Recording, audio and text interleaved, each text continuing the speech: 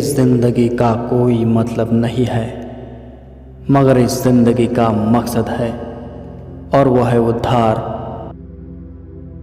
और उद्धार सिर्फ एक ही नाम में है, और वह नाम है प्रभु यीशु मसीह। और इसी मकसद को पाने के लिए आइए हम प्रभु यीशु मसीह के वचनों पर मनन करते हैं।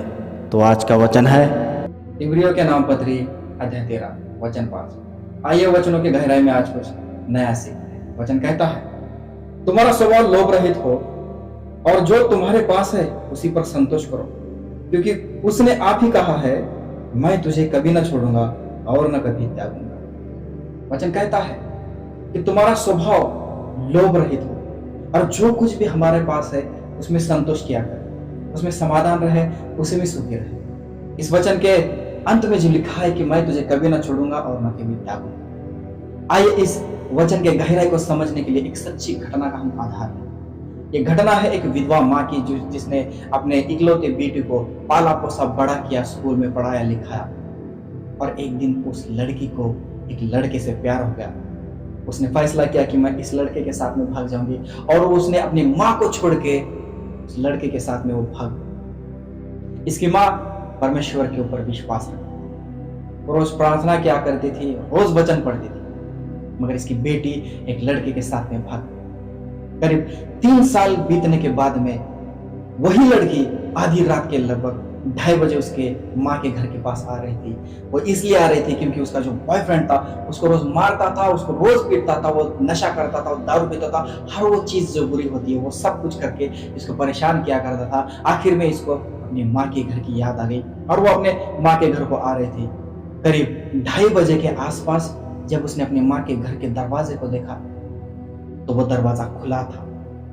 बेटी अंदर आई और माँ ने कहा, आ गए बेटी, रसोई में खाना रखा है, जाके खा लो। बेटी आश्चर्यचकित हो गई। बेटी ने पूछा, मुझे ये उम्मीद नहीं थी कि रात को इस वक्त दरवाजा खुला हो। मेरे भाई और बहनों, पता है उस माँ ने क्या कहा? उस माँ ने कहा, मेरी बच्ची, जिस दिन से तुमने मुझे छोड़ के किसी और को अपनाया है, उसी दिन से इस घर का दरवाजा तुम्हारे लिए आज तक खुला है।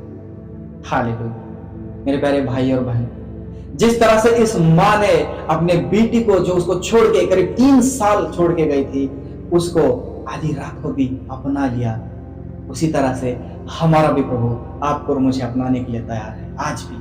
और यही मौका है मेरे प्यारे भाई और बहनों। बहुत सारे ऐसे भाई और बहन है जो संसार की अभिलाषा में बहुत सारे ऐसे पाप करते, इस संसार में भटक गए, मगर आज भी मैं आपको खुदा का दास होने के नाते बता रहा हूं, परमेश्वर के राज्य का द्वार अभी भी खुला है।